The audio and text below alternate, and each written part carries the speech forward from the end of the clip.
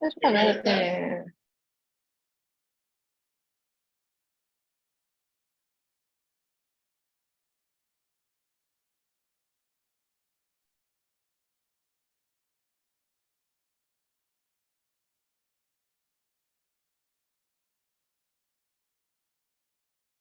Muy buenos días a todos ustedes.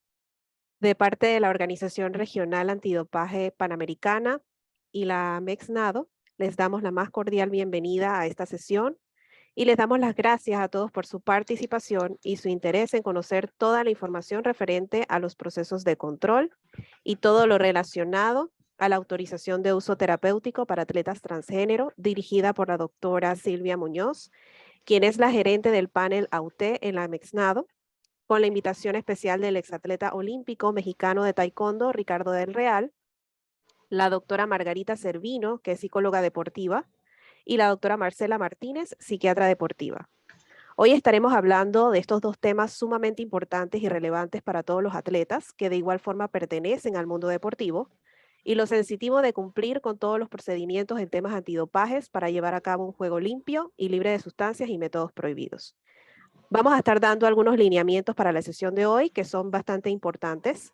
El primero de ellos es poder mantener sus audios en silencio hasta finalizar la sesión. Esta sesión igual va a ser grabada para que puedan tener la información cada uno de ustedes. Cualquier pregunta que surja, favor anotarle en el chat y al finalizar las intervenciones, nuestros expertos podrán responder sus dudas. Al finalizar, si usted desea, también podrá levantar su mano y realizar su pregunta directamente al momento que se le indique. Vamos a dar brevemente una introducción, más bien una presentación de cada uno de los expertos quienes nos acompañan en la tarde de hoy. Entre ellas está la doctora Margarita Cerviño, quien es una psicóloga social, estudió una maestría en psicología clínica y de psicoterapia, estudió una maestría en psicología del deporte y la actividad física en UNED España y junto con el Comité Olímpico Mexicano.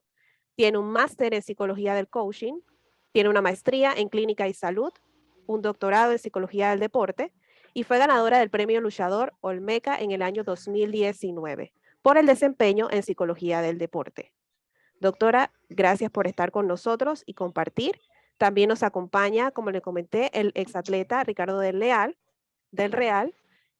Y brevemente vamos a dar una presentación por parte de Ricardo, que él nació en Aguascalientes el 5 de septiembre de 1974. A sus 9 años de edad inició su práctica del taekwondo inspirado por la película de Karate Kid. En el año 2017 comienza su reemplazo hormonal para hacer su transición de género de Mónica Ricardo. Estudió ciencias quirofísicas y ciencias de comunicación en el campus San Rafael.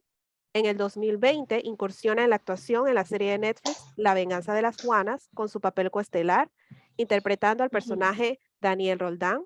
Actualmente es gestor deportivo, da conferencias motivacionales y de sensibilización, colabora con el Comité Olímpico Internacional como educador maestro en América Latina del programa Power Up y es especialista de taekwondo en los eventos especiales. También vamos a darle la bienvenida a la doctora Marcela Martínez, que cursó cursos de especialización en psiquiatría con sede en el Hospital de Especialidades del Centro Médico Nacional. Tiene una subespecialidad en el manejo de adicciones y la tomó en el Instituto Nacional de Psiquiatría, Dr. Ramón de la Fuente, psiquiatra del deporte desde el año 2003. Trabaja con atletas de alto rendimiento en su preparación mental deportiva, siendo parte de la delegación mexicana para los Juegos Olímpicos de Atenas 2004 y los Juegos Paraolímpicos de Tokio 2020. Le cedo entonces la palabra a la doctora Silvia Muñoz, quien va a dar inicio a esta intervención. Muy buenos días a todos. Muchas gracias por estar aquí. Gracias a nuestros panelistas y gracias a la ORADPAN por la invitación. Siempre es un gusto trabajar en conjunto con ellos para tocar algunos temas sensibles. El objetivo de la presentación que vamos a dar ahora es contextualizar el contexto en donde se está desarrollando la participación de los atletas transgénero, específicamente de las atletas transgénero, pero pues también vamos a tocar el tema de los hombres. Vamos a comenzar. Vamos a poner en claro que el sexo son las características biológicas y fisiológicas que definen a un hombre o a una mujer, y el género son los atributos sociales asociados a ser hombre o mujer, ¿no? Entonces podemos decir como transexual aquel que comienza la transición biológica, y transgénero tal vez alguno que solamente adopta posturas del sexo no biológico. Sin embargo, por cuestiones coloquiales de uso y estas cuestiones que a veces no entendemos con el lenguaje, transgénero se usa para también personas que ya iniciaron su transición al sexo de, no así, al sexo, ¿cómo se dice? Al sexo de nacimiento, ya lo van a empezar a cambiar. Entonces, para que si en esta presentación usamos transgénero, pues va a ser refiriéndose ya a los cambios que se pueden presentar con el tratamiento hormonal. Voy a apagar mi cámara para mejorar la transmisión. Bueno.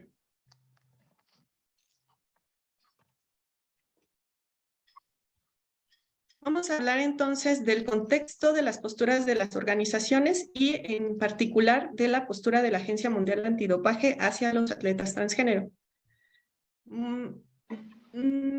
Recientemente ha tenido auge este tema, sin embargo, pues desde 1950, que fue la época de René Richards, ya se tiene conocimiento de la participación de atletas en el deporte. René Richards fue ganador como varón, ganó el Abierto de Estados Unidos, 20 años después inicia su transición a la mujer y decide otra vez participar, ¿no? Ten en cuenta que René Richards empezó a los 25 años, que fue su etapa competitiva como hombre, y a los 40 regresa como mujer. Ya no tiene los mismos resultados, pero sí llega a participar a una edad mayor que las otras competidoras. Valiant Buchbau fue una deportista que se retira del deporte para iniciar su transición. Una vez que inicia su transición a bailar, no vuelve a participar, ¿no? Pero sí inició una carrera como modelo. Bueno, no se retira del medio, pero sí tenemos este antecedente. Y posteriormente tenemos a Kylie Jenner, que también fue un olímpico, para después que renunció a su carrera deportiva, comenzar la transición y pues se convirtió en presentadora de televisión. Aquí hay que tomar en cuenta que estos dos atletas, o estos dos ejemplos que usamos, tuvieron que retirarse del deporte para iniciar su transición, ¿no? Esto puede ser muy cuestionado porque en cualquier otro trabajo, cualquier otro oficio, no tienes que retirarte para iniciar una transición, pero en el deporte específicamente en la época en la que ellos decidieron esto, pues había muchas opciones, ¿no? Hay que considerar que hay muchos en esta situación o que hubo en esta situación, y también considerar qué tanto la sociedad les debe a las personas para su desarrollo personal. Hay varios ejemplos. Haya Saulet puede ser el ejemplo más claro de cómo debería ser la participación de los transgénero en el deporte. Ella participó, bueno, nació hombre y participó mundial con un equipo de hombres, ¿no? Pero en Samoa Americana, que es donde ella es originaria, sí tienen muy presente la figura del tercer género, ¿no? Entonces, cuando ella quiso integrarse a su equipo de fútbol como mujer, pues no tuvo ningún problema social ni de aceptación personal porque ella se aceptaba tal cual era. Esta es para muchos la postura que deberían seguir todas las federaciones, para algunos más bien, no para muchos, alguna postura que deberían tener las federaciones de más bien promover que los transgéneros sean aceptados en su sexo de nacimiento, pero esto hay que evaluarlo desde muchas aristas. Luego tenemos el caso de Mark Bex. Él es estadounidense. Él inició su transición hacia el sexo masculino desde temprana edad, desde la adolescencia. Y cuando a los 16 años se presenta en una competición escolar, le dijeron que tenía que participar como su sexo de biológico, su sexo de nacimiento. Esto, pues obviamente, en clara ventaja a las competidoras que no están en su transición, generó muchas quejas, especulaciones al respecto, sino al año siguiente que él decidió volver a participar, lo vuelven a categorizar como atleta femenino. Entonces, pues vuelve a aparecer esta disco de las otras luchadoras, porque obviamente en ambos años ganó, pero aquí hay enfocarnos en que fue dentro de competiciones de la Asociación Nacional Deportiva Universitaria de Estados Unidos. Quiero que tengan en cuenta bien esta asociación porque la vamos a volver a mencionar más adelante. Y bueno, en el caso de Caster Semenya, que aunque sea más sonado, no es el único dentro del deporte. Ella es una mujer, políticamente como mujer, nació como mujer, se desarrolló como mujer, compitió como mujeres, pero se le descubrieron niveles altos de andrógenos, ¿no? Entonces es una condición que predispone a las mujeres a tener una cantidad de andrógenos mayor a la media. Y pues es controversial porque pues a ella se le obligó, o se le quiso obligar más bien porque no lo hizo, se le quiso obligar a disminuir sus niveles de testosterona y andrógenos en sangre, por lo cual puso una apelación entre el Tribunal Internacional del Deporte, el cual perdió o recientemente se le dio su apelación en 2022. Pero bueno, como este caso, muchos, no es el único, pero sí el más. Fue en este contexto que en el 2003 el Comité Olímpico Internacional aclaró, bueno, se puso una postura de que las personas que hacen una intervención de sexo masculino o femenino antes de la pubertad eran consideradas mujeres y viceversa. Cuestión que se refutó y se cuestionó mucho en su tiempo, ya que se les obligaba a las personas a someterse a un tratamiento que podría ser riesgoso para su salud, en una etapa en la que pues obviamente puede que no estén listos para esto nos va a hablar más adelante la especialista, y posteriormente hasta el 2016, 13 años después, fue que se establecieron algunas pautas para deportistas transgénero, dictadas por el Comité Olímpico Internacional. En primer lugar, los hombres transgénero no tienen problema para ser elegibles en su deporte. En cuanto a las mujeres transgénero, se les indicó que no sería obligatoria una cirugía de cambio de sexo, se les puso por primera vez un nivel de testosterona que tenía que ser medido 12 meses previos y que no podía cambiar de género competitivo durante al menos 4 años. En cuanto al hiperandrogenismo, que es el caso de Semenya, se le pidió a la IAF, ahora World Athletics, que debería reunir evidencia para apoyar su política. La World Athletics hizo su trabajo, hizo un extenso estudio con más de 2,000 atletas y llegaron a la conclusión que en competencias femeniles sí hay una clara ventaja sobre la presencia de testosterona, pero no en todas las disciplinas. En 400 planos, 400 con vallas y 800 con metros, sí había una clara diferencia entre las participantes que obtenían los primeros lugares y las demás, pero después de este estudio, pues obviamente siguieron más controversias, como la exposición previa a la testosterona, específicamente durante la adolescencia, lo cual genera huesos densamente más grandes, longitud, es decir, más altos, la predisposición que se puede generar en el músculo al crecimiento o a la recepción de hormonas, etc. Pero, pues, por otro lado, investigado se ha sabido que la testosterona cobra por adelantado. Ustedes lo saben, pero tal vez hayan escuchado por ahí, no digo que pero alguien que esté en un tratamiento con anabólicos, cuando lo suspende, tiende a perder masa muscular de la que tenía previo al tratamiento con anabólicos. Esto es un fenómeno que se ha visto por la supresión de testosterona en el cuerpo.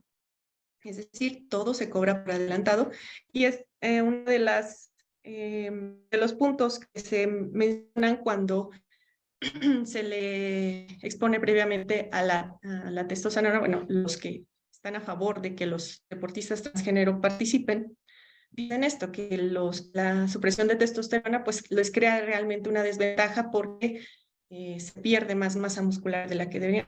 Esto también está en discusión. Por un lado, la testosterona aumenta la masa muscular, genera más eritropoyesis y pues obviamente en la actitud del deportista los genera más agresivos, los tiende a ser más agresivos. Esto se pone como ventaja. Pero los que defienden la postura de los atletas transgénero, pues dicen que no solamente son estas pautas las que te hacen ganar en una competencia, también está el entrenamiento, los años, el volumen, la técnica, el talento y por supuesto la mentalidad de cada uno de los deportistas. Esto para que vayan considerando los pros y los contras. Entonces, ya fue en el 2019 cuando la World Athletics, antes llamada IAF, ya menciona sus estatutos para la participación de atletas transgénero. Lo menciona entonces que la testosterona sí es una brecha en el rendimiento y disminuye el umbral de 10 a 5 nanomoles por litro para atletas transgénero. Aquí un paréntesis, las mujeres cisgénero, es decir, las mujeres que nacen que se identifican y que nacen con un sexo femenino, tienen una concentración promedio de 0.07 nanomoles.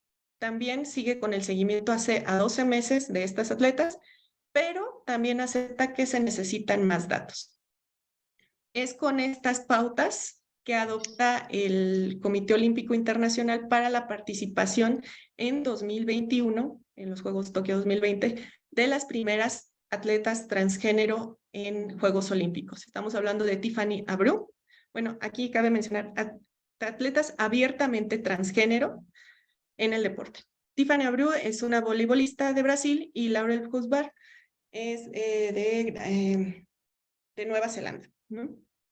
Aquí ninguna obtuvo un resultado muy favorable en Juegos Olímpicos, pero también otra cosa que hay que mencionar es Tiffany Abreu es un deporte de conjunto y Laurel Husbar un deporte individual donde la característica principal es la fuerza. Entonces aquí cabe mencionar que son temas de discusión. Y por otro lado, que también causó mucho revuelo, fue la edad de las deportistas. Tiffany se encontraba ya al terminar su cuarta década de la vida y Laurel había comenzado su quinta década de la vida. Cosa que se discutió porque tanto hombres como mujeres no llegan a ser tan longevos en sus deportes. Nada más en punto de discusión. Y otro caso que casi no se sabe es el de Kim. Ella es un deportista canadiense que ganó medalla de oro con el equipo femenil de Canadá. Se identifica como sin un género, es un eugénero, y hay mucha controversia en cuanto a su caso porque no se sabe exactamente qué sexo tenía asignado desde el nacimiento, ¿no? Se declaró transgénero después de los Juegos Olímpicos, sin embargo, pues viene participando en deportes femeninos desde la adolescencia. Entonces, pues podemos inferir que se le asignó el sexo femenino y por eso participó en competencias femeninas. Sin embargo, se declara transgénero y por eso podemos deducir, no porque lo haya declarado ni que se haya dicho, esto es una deducción personal, tómenlo en cuenta, puedo deducir que fue asignado un sexo femenino, pero posteriormente se dieron cuenta que sus niveles hormonales eran mayores a los de una mujer. Podemos ver aquí en la parte izquierda, bueno, les comparto por qué estoy segura de estas afirmaciones. En la parte izquierda podemos ver su participación durante el deporte escolar y podemos ver la masa muscular, sus características faciales, etcétera, etcétera, etcétera. Es decir, ella aún no estaba bajo tratamiento para disminuir sus niveles de testosterona. Del lado derecho podemos ver una deportista campeona, una deportista que ganó medalla de oro, que si no es cuando ganan medalla de oro su mejor etapa competitiva, no sé cuál va a ser, pero podemos ver que disminuyó bastante las características masculinas, incluida la masa muscular. Entonces podemos decir que esta atleta pues ya se encontraba bajo su presión de testosterona en este momento. ¿no?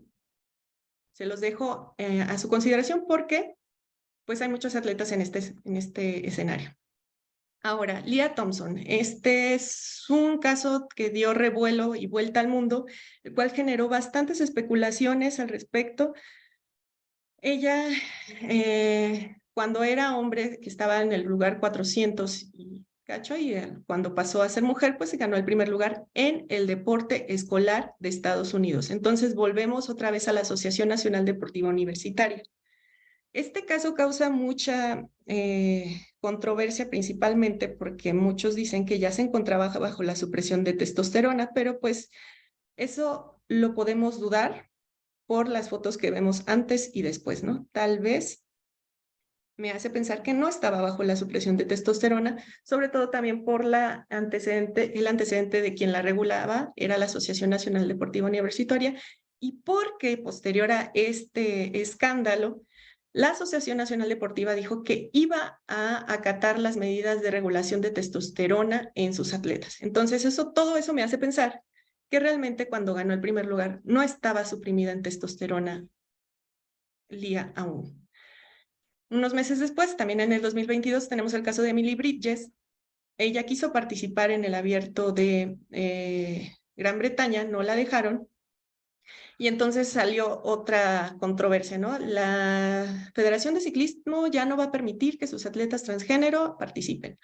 O en Gran Bretaña ya no se van a permitir que las atletas transgénero participen. Esta fue una verdad a medias, mejor dicho, fue una completa tergiversación de lo que sucedió. Lo que pasó fue que justo cuando Emily, una semana antes de que su participación, la federación le obligó a cumplir con los estatutos de 12 meses previos bajo vigilancia de los niveles de testosterona, lo cual para eso no estaba preparada, no había llevado un control y pues le prohibieron su participación por esto. Fue injusto, pero los que están a favor de esto, pues afirman que sí tenía una ventaja clara sobre sus competidoras. Se los dejo a su consideración. Entonces, ¿qué es lo que dijo el Comité Olímpico Internacional en 2022? Dijo que todos los atletas tienen que tener las mismas oportunidades de ganar y, de alguna manera, como dicen varios, se deslindó de la responsabilidad de aceptar o no la participación de las atletas transgénero, dándoles a las federaciones internacionales la libertad para establecer sus criterios de elegibilidad. Aquí pueden estar en contra, pueden estar a favor, pero el argumento del comité fue que los especialistas en cada deporte se encuentran dentro de la federación y no deberían ser presionados por una organización como el Comité Olímpico Internacional para aceptar o no a sus atletas, porque no todos los deportes son iguales, no todos los deportes son individuales y no todos los deportes dependen de la fuerza. Entonces, esto está todavía por discutirse, pero pues les dio algunas pautas, ¿no? Les dio una guía que viene, si no es un menú que tienen que seguir al pie de la letra, pues sí les dio algunas pautas como que cuidaran la privacidad de los atletas, que prevenieran los daños en las atletas, principalmente en las competidoras que iban en contra de las transgénero, perdón, que se fijaran en la justicia centrado en las partes interesadas tanto en las atletas transgénero como en las atletas mujeres, que pusieran primero la salud y cuando dicen primero la salud no estamos hablando de daños que se ven en el punto de prevención de daños, sino que evitaran en la medida de lo posible obligar a los atletas a someterse a procedimientos muy riesgosos para obtener el cambio o reasignación de sexo. Obviamente que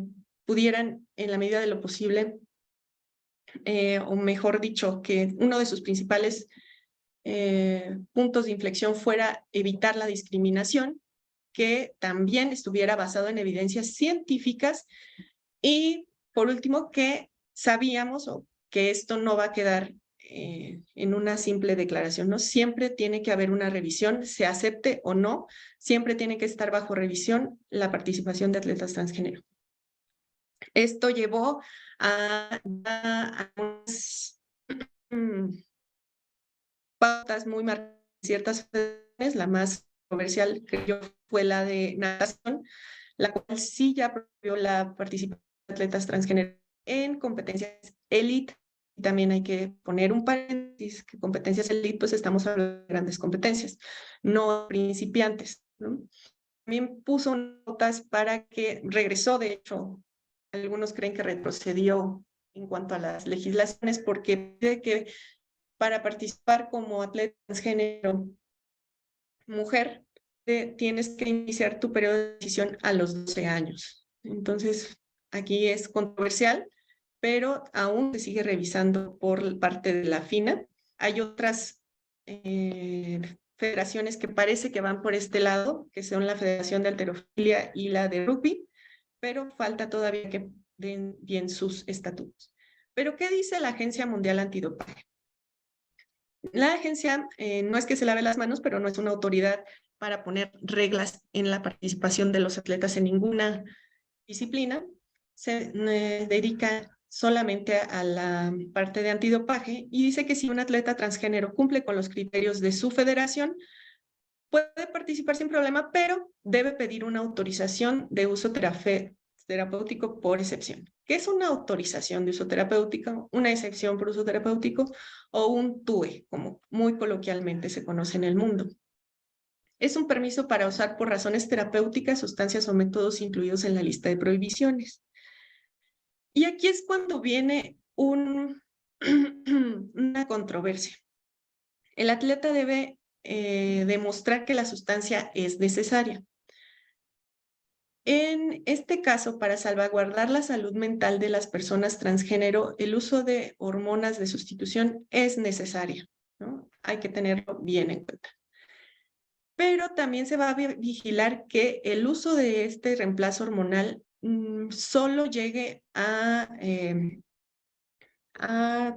poner las pautas para que se logre el objetivo terapéutico de alcanzar los cambios hormonales. Es decir, que no va a mejorar el rendimiento más allá de obtener los resultados. No existe otra alternativa razonable en estos atletas, no la hay, y que el cuadro no lo provocó otra sustancia prohibida, que bueno, en este caso no se aplica. ¿Cuáles son los requisitos? Debe pedir una solicitud, que este es el formato que usamos en México, debe generar una información médica y presentar los documentos probatorios. Es decir, no solamente es decir que necesito o que voy a tomar porque yo ya me sé el tratamiento para mi reasignación de sexo. Debe ser vigilado por un médico y este médico debe estar incluido en los formatos que se presentan para dicho objetivo. Entonces, tenemos varios caminos después de que se ha decidido solicitar una UT.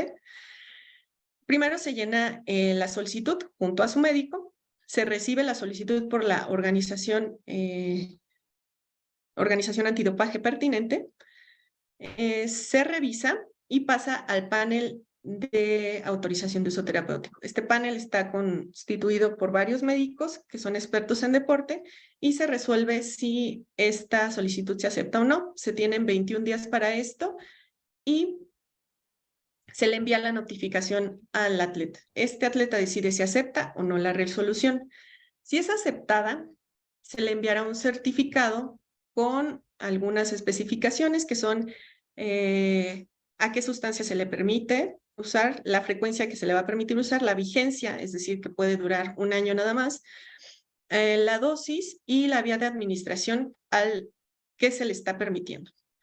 Y en el caso de los atletas transgénero, pues como este tratamiento es de por vida, pues lo van a tener que actualizar según la organización se lo solicite. Si la autorización es rechazada, se le entrega un escrito explicándole el por qué fue rechazada. Él puede apelar la decisión ante la misma organización que se la está negando, apelarla ante su federación o en última instancia apelar ante la WADA, que en tal situación pues sería irrefutable la decisión de la Agencia Mundial Antidopaje. Y bueno, aquí nada más aclarar que todos podemos tener una opinión acerca de los atletas transgénero, pero siempre cuidar la integridad de todos los deportistas va a ser lo más importante en todos los casos, ¿no? Pero por otro lado, el desconocimiento de las normas no exime de culpa. Es decir, si tenemos un atleta transgénero que ya fue aceptado o aceptada por su federación internacional para la competencia, pero no pide una autorización de uso terapéutico, puede ser sancionado o con suspensión parcial o total por no solicitar una autorización de uso terapéutico. Así que el desconocimiento de las normas no exime de culpas, sea cual sea el caso o la razón por la que se dio esta situación. ¿Hay algunos pendientes? Claro que sí, por parte de la Agencia Mundial Antidopaje, como es regular la posición de las partes en un control antidopaje.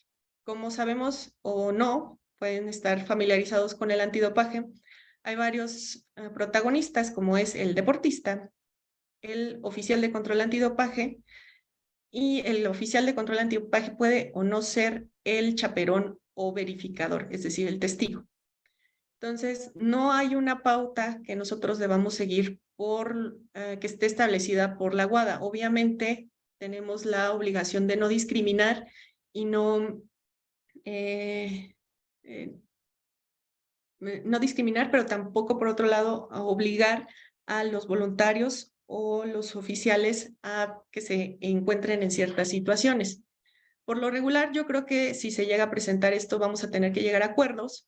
Si a una atleta transgénero no le molesta que una verificadora mujer la vea, pues ya tenemos ganancia. Pero si a esta verificadora tiene algún conflicto con ver a alguna transgénero, ahí tenemos que resolver. Pero sinceramente la Agencia Mundial Antidopaje no se ha declarado al respecto en esta situación en particular. Esperemos que lo haga pronto, ya que pues va a ser un tema muy controversial y que va a ser controversial en los próximos Juegos, tanto panamericanos como olímpicos. Y bueno, para cualquier aclaración, pregunta, comentario acerca de lo que ya vimos o sobre autorización de uso terapéutico, pues tengan la libertad de escribirme a comité.antidopaje01@conade.gov.mx. Muy bien.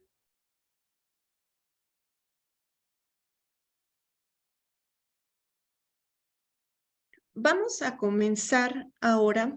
Voy a dejar de compartir la pantalla y vamos a darle la bienvenida. Bueno, ya les dimos la bienvenida, pero vamos a darles la palabra a nuestros panelistas de lujo que tenemos el día de hoy para hablar al respecto. Quiero comenzar.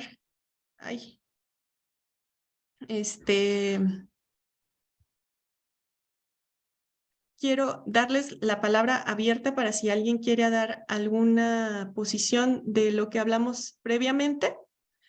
Nada más les voy a pedir que sean concisos 2 minutos para posteriormente continuar con las preguntas.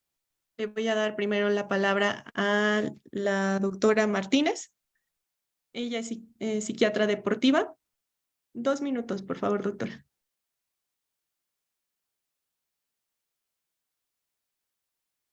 Tiene el audio en silencio, ya se lo habilito.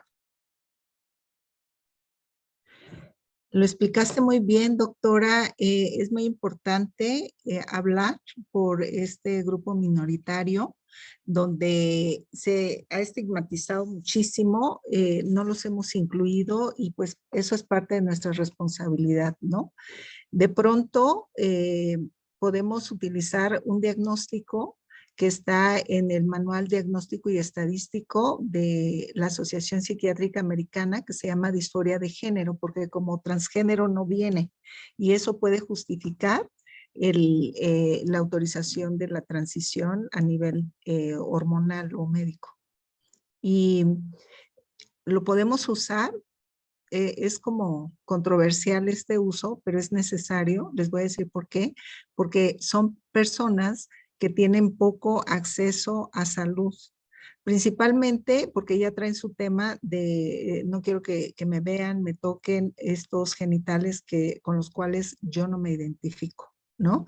Y por otro lado, sí existe un grupo todavía de profesionales de la salud que bloquean eso, ¿no? Y de repente son capaces incluso de ayudarlos a la transición y cuando va a ser, resulta que tiene niveles altos de antígeno prostático, le detectan cáncer de próstata porque no se le ocurrió al doctor que como iba vestido o con caracteres sexuales femeninos, tenía que hacer la exploración. Es algo de lo que tú hablaste, ¿no? Es importante detectar, bueno, puedo o lo derivo en lugar de hacer más daño. Regresando al tema, la historia de género nos ayuda bastante, no solamente para apoyar a los atletas para el uso terapéutico de un tratamiento, sino también para que ellos puedan tener más acceso a salud, pero sin estigmatizar, como decir este tiene o esta tiene disforia de género, es como algo que necesita, algo ando mal en mí, algo que necesita ser reparado, ¿no? Y por otro lado, es importante como mantener el tema de igualdad para todos, ¿no? Básicamente. Muchas gracias, doctora. Vamos a tener más preguntas para usted. No nos despedimos. Le doy la palabra a la maestra Cerviño. ¿Quiere agregar algo? Muchas gracias. Sí, bueno, pues tema altamente controversial, pero también muy real. No solamente está impactando, ahora lo vemos porque impacta en el deporte de alto rendimiento, pero lo tenemos desde los deportes de iniciación, en donde ya hay una discriminación también, o hay ciertas posiciones en cuanto a la como a la disforia de género, ¿no? Y a cómo se ve desde los entrenadores, desde incluso el demás grupo, ¿no? El resto del grupo, los otros deportistas, los papás de deportistas, las familias, etcétera. Y esto nos obliga a pensar mucho más abiertamente, ¿no? Si estamos hablando ciertamente del deporte olímpico, pero también hay que ver que esto nos recorre, estos deportistas nos recorren hacia cuándo comenzaron esta identificación, si están sanos psicológicamente hablando, si tienen un equilibrio emocional. Sabemos que los atletas y las personas que tienen una identidad de género diferente, pues tienen más tendencia hacia cierto tipo de trastornos del estado de ánimo, como la ansiedad y la depresión, justamente por esta discriminación y también por esta desinformación. Y el ir capacitando a los entrenadores, el ir hablando de estos temas, el ir abriendo estos caminos y decir, sí, así somos diferentes.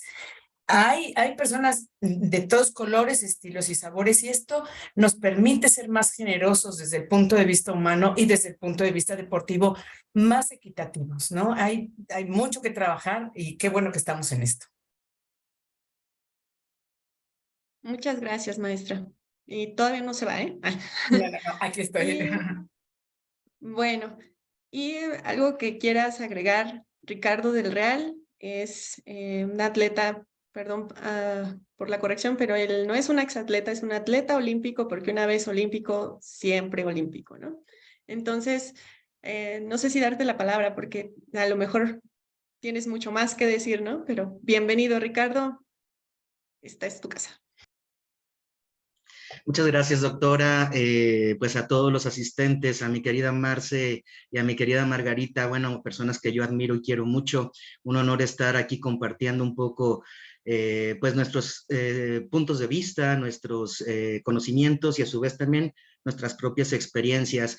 Sí, hay mucho que comentar porque el hecho de estar en la piel ya de una persona trans, pues puede ser como todavía un poco más de, no es de libro, no es de teoría, sino es de una voz viva, de una persona que ha sentido todo lo que es un cambio hormonal, todo lo que es el tema del pánico escénico ante una sociedad para poder ser tú, ¿no? Creo que se tiene que ver desde la perspectiva primero de un ser humano, que estamos hablando de seres humanos, y de ahí de las conductas que podamos tener como seres humanos para poder desarrollarnos como personas, ya sea deportistas, profesionistas, etcétera, ¿no? Entonces, hay muchas cosas que decir. Me gustaría que igual si tienen algunas preguntas para ir directamente a las dudas que se puedan tener, pues sí comentarles, y quizás si ustedes me dan unos minutos un poquito más amplio, pues yo con gusto les podría compartir algunos sentires desde primera mano de qué es ser una persona trans. Y mano, yo en cierta manera les antecedo que, o les digo que yo hice mi transición así como Valiant y como Kathleen después de que me retiré. O sea, no hice mi transición cuando yo estaba activo. Así es que quizá al momento de la práctica no les podría yo ayudar mucho, pero sí, como ser humano, hacerles saber qué es lo que se siente. Y hablando sobre todo de personas, hombres trans, que somos realmente invisibles para toda una comunidad. Las visibles son las mujeres trans y es la controversia, pero ¿qué pasa con los hombres trans y qué es lo que se siente, no? Entonces, yo lo dejo ahí. Si tienen dudas, si tienen preguntas, yo soy de verdad abierto, y a mí lo que me encanta es que esta charla se puede hacer abierta, sin tabúes, sin miedos.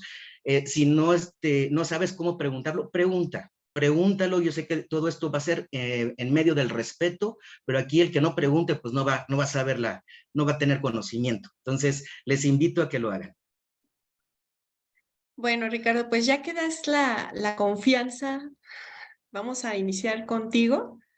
¿Crees que en tu desarrollo deportivo este habría sido diferente de haber tenido acceso a una reasignación antes de lograr tu alto rendimiento? Wow, esa es una pregunta muy padre, porque en mis tiempos, no digo en mis tiempos porque ya estoy grandecito. En mis tiempos no se tenía información absoluta referente a esto. No era tan abierto, no había redes sociales, no había tanta comunicación, y pues esto era como impensable, ¿no? Pensar que tú pudieras estar transitando de un género a otro. Estoy convencido de que si yo hubiera tenido esta información desde mis infancias y desde mis adolescencias, antes de hacer y comenzar mi desarrollo, pues yo quizás también hubiera desarrollado también una carrera, ¿por qué no exitosa? Porque a veces uno lo tiene desde la actitud, desde la forma en que uno se decide a hacer algo, ¿no? Sin embargo, ¿por qué no lo hice antes? Si hubiera yo tenido la información durante mi carrera deportiva, que fue en la década de los 90, definitivamente era igual terminar con mi carrera, porque es todo un proceso. La transición no es de que hoy voy a empezar y ya soy él, es un proceso. Yo apenas voy a cumplir 5 años. Estoy cumpliendo 5 años apenas de transición y apenas me estoy sintiendo yo, imagínense nada más. Y pues al final de cuentas, todo lo que es el proceso de que la testosterona en mi cuerpo ha ido haciendo sus efectos, como el cambio de mi voz, como también ya verme en una apariencia más como yo siempre me he sentido, pues tiene sus cambios. Por otro lado, tendría yo que haber renunciado a la selección nacional, comenzar todo mi proceso en la rama varonil, y a ver si también la legislación lo permitía, porque también ese es otro problema. Legalmente, en muchos estados o en muchos países, nosotros, los hombres o las mujeres trans, no existimos. ¿Por qué? Porque no está legislado. Y eso impide que tú puedas tener unos documentos acorde al género y al nombre con el cual te identificas. Y eso, pues, a la hora de que tú vas a empezar a hacer procesos de selección, pues va a estar el nombre, el acta de nacimiento, como lo tenía yo antes, como Mónica del Real. Van a decir, no, pues como Mónica en rama varonil, no puede ser, ¿no? Entonces, es un conjunto tanto político, legislativo, psicológico, y también, ¿por qué no? Pues en el caso de la sensibilización, en el tema y la capacitación de entrenadores y toda, pues, la familia del deporte al nivel internacional, ¿no? Bien, muchas gracias, Ricardo. Y bueno, también aprovechando que tenemos aquí a la doctora Martínez, ¿qué complicaciones puede haber? Porque, bueno, Ricardo ya nos habla desde su experiencia, que tuvo que postergar su cambio. ¿Qué consecuencias o qué complicaciones puede haber de esto que conocemos, que usted nos puede emplear más el término de disforia de género?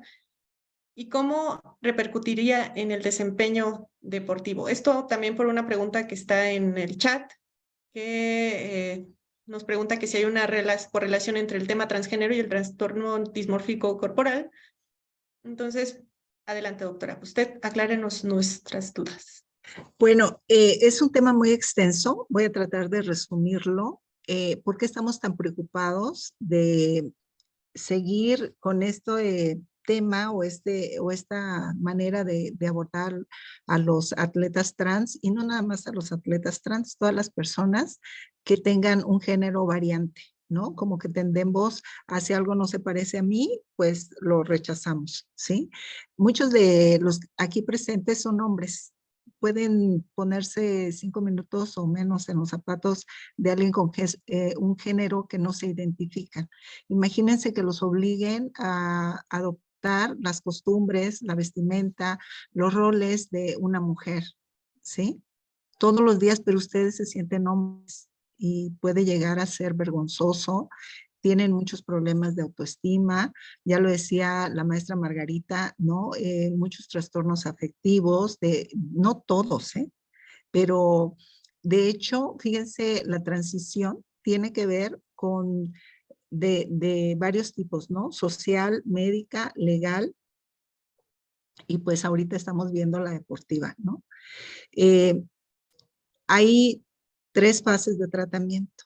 Primero es la psicológica, pero curiosamente la psicológica, más que estar trabajando con el atleta o la persona trans sobre cómo se va a sentir si se vive el género con el que se reconoce, es estar tratando todos los efectos que provoca la comunidad o el género cis, ¿no? Se llama transfobia, ¿sí? No, no, no, no, ya viene una vieja aquí, ya viene un hombre aquí, y eso les provoca demasiado malestar. Hay personas que incluso pueden tener retraimiento social, fobia social, aislamiento, pueden dejar de ir a la escuela, trabajar, el deporte, y pues no hay estadísticas así muy contundentes, pero de los pocos estudios que hay con poca muestra se puede ver que tienen probabilidades hasta 4 o 5 veces más, tanto de intentos como de suicidios. Entonces, es una problemática muy grave, ¿sí? Como no solamente es que ya se le ocurrió ser niña o ya se le ocurrió ser niño, ¿no? El proceso es todavía más profundo, y entonces me da mucho gusto que hay gente interesada, que estamos aquí tratando de orientar a los profesionales y de profesionales que les gusta esta capacitación continua, ¿no? Entonces yo creo que eh, a veces el desconocimiento hace que se pongan reglas. Por ejemplo, lo que están diciendo respecto a, bueno, tienes que comprobar que tú empezaste tu transición a los 12, pero es que la transición no es una dirección de un solo sentido, tampoco es de un tiempo, ¿sí? Hay gente que lo sabe desde los 2, 3 años, ¿sí? Hay casos, ¿sí? Pero bueno, en los niños sí hay que detenernos un poquito, ¿no? Aquí en la Clínica Condesa, dan ciertas guías de abordaje, y se requieren al menos 2 años de psicoterapia antes de iniciar la detención de la pubertad. En algunos otros países son solo 3 meses, ¿no? Pero en todos se dice que al menos deben de tener un estadio de Tanner en el desarrollo puberal del 2 o el 3, ¿sí? De forma tal que uno puede decir, ay, le van a detener la pubertad. Bueno, entre más rápido los tratemos, menos complicaciones hay. Pero es que hay gente que ya después se retracta, ¿sí? Hay personas quizá del 25 al 95%, dependiendo. No es una firma de ya empezaste la atención puberal, entonces significa que vas a hacer ahora sí lo que sigue, que es el suplemento hormonal, el cambio legal, el quirúrgico, ¿no? Hay personas que nada más con ser tratadas como el género que ellos se han elegido o con el que se identifican es suficiente. Hay gente que necesita el papel legal, hay gente gente que necesita lo hormonal, hay gente que necesita el quirúrgico, ¿no? La intervención quirúrgica. Es un tratamiento multidisciplinario, pero sobre todo es muy individualizado a la persona. Ahora, muchas personas están diciendo, no, pero ¿cómo te metes con los niños? ¿Cómo te metes con los adolescentes? Recuerden que si hay una detención de la pubertad, es un tema reversible. Si el niño o la niña después dice, ay no, ya me siento cómoda con el género asignado, pues es algo reversible, ¿no? Y el daño, la complicación es más no atender ese rechazo por el género asignado, que sí puede causar esta disforia y con ello todas las complicaciones, como decía la maestra Margarita, ¿no? Que derivan muchos trastornos mentales, pero sobre todo en que la persona no puede ser funcional en una sociedad. Muy bien, muchas gracias, doctora. Doctora Bueno, y Silvia, pues dándole... si me permite, ¿sí? tenemos aquí una pregunta que hicieron en directo, por mensaje directo. Dice, durante la verificación de un control de dopaje en orina en una atleta trans, mujer sin cirugía, ¿la verificadora sería mujer? ¿Cómo se manejaría el tema sobre las verificadoras mujeres? ¿Se les entrena a verificar aparato reproductor femenino únicamente? Es lo que le comentábamos, no está bien establecido por la Agencia Mundial Antidopaje cómo se debe actuar en este aspecto cuando te encuentras en un control antidopaje. En algún momento se tendría que llegar a acuerdos, es decir, si a la verificadora no le importa verificar un aparato reproductor masculino, pues no hay problema. Pero si hay algún problema con la verificadora, también se respetan sus derechos y su negación a hacer o participar en el control antidopaje. Por tradición o por conveniencia, por como lo queramos ver, se le da prioridad al atleta, él decide, ella decide, y posteriormente se le pregunta al verificador si quiere, si no quiere, se busca otro y así posteriormente, pero no está nada escrito, o sea, sí, pero siempre se respeta tanto la decisión del verificador, verificadora, como del atleta. O sea, se respetan los derechos de todos. Y bueno, vamos a darle entrada a, bueno, algo que comentaba la doctora Martínez, perdón, en relación con el acompañamiento de estos atletas, cómo van siguiendo un cambio, ¿no? Aquí le quisiera preguntar a la maestra Cerviño, ¿cómo es el acompañamiento de estas personas? Sabemos que usted participa con los mushes. Para quienes no saben, mushe es el tercer género en la comunidad de Oaxaca, un estado de México.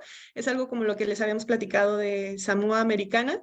Ahí se acepta perfectamente un tercer género, que es una solución que se ha pensado en muchos deportes, que se abra una tercera categoría, pero pues queremos ver la opinión, ya que la maestra ha estado con estas poblaciones. Sí, primero considera que eso es una solución, un tercer género, y cómo podría acompañarlos, tanto si quieren un acompañamiento psicológico, tanto si quieren cambiarse o si quieren mantenerse en la rama deportiva femenina o masculina, dependiendo del caso. Muchas gracias, doctora Muñoz. Pues primero, creo que también tenemos que pensar en los derechos humanos y en que efectivamente, como Ricardo del Real lo dijo con mucha puntualidad, antes de ser atletas, pues son personas como todos los que estamos aquí. Por lo tanto, la primera parte en el trabajo psicológico con personas trans, con personas que tienen que son exactamente igual que nosotros ¿no? con estas diferencias, igual que todos tenemos otras diferencias, quizás en otros aspectos, es justo cuidar el derecho humano, el que son personas, para empezar. Si son deportistas, también. Tenemos también casos, además, bueno, además de las personas en comunidades oaxaqueñas, en comunidades chapanecas, también en el sureste, como también esta tendencia, es que uno no es nuevo, no es un asunto nuevo, ¿no? Ahora se abre, claro, porque se visibiliza más no es como que haya más, como que de pronto aparecieron y hay una epidemia y tal, como se dice de pronto, es que ahora hay muchos más, ¿no? Homosexuales, hay más trans, no, a ver, momento, es que ahora sí hablamos de esto, ahora sí podemos decirlo.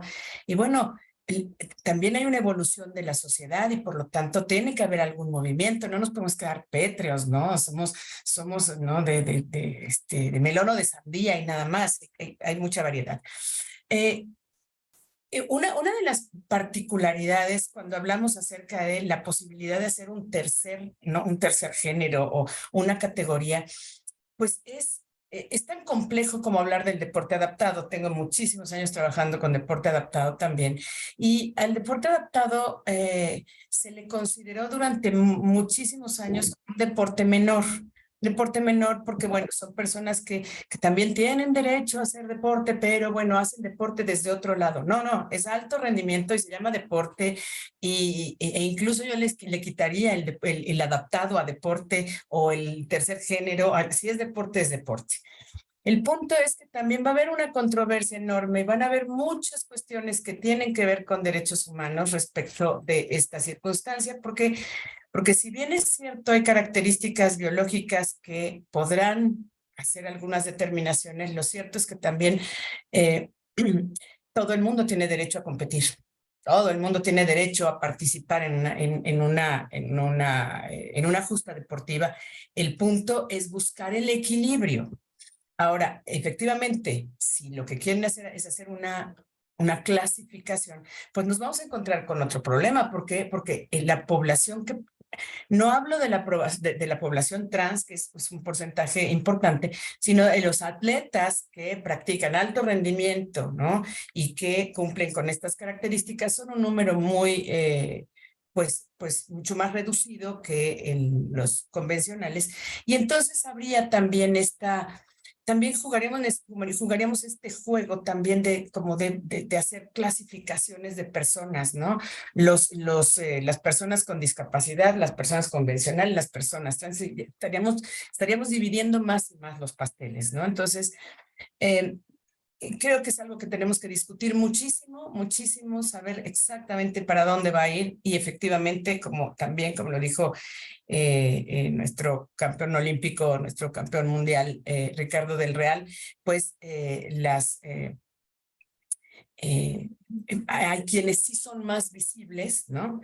Las características masculinas son mucho más visibles y cuando hacen la transición son más visibles y las características masculinas de la mujer que hace transición pues son casi invisibles. Entonces también aquí nos metemos en un asunto de derechos humanos. Pero ¿qué hacemos desde la psicología para acompañar a las personas, si son atletas también, ¿no? En este fenómeno? Pues evidentemente el tener muy claro, el especialista tiene que tener claro que es una persona. Eso es, tienes que observar muy bien y que trabajar muy bien en ti, el que puedas entender este tema, que lo puedas abordar y que puedas tú ser empático también en esta circunstancia, ¿no? Uno, esto me parece que es como punto crucial, ¿no?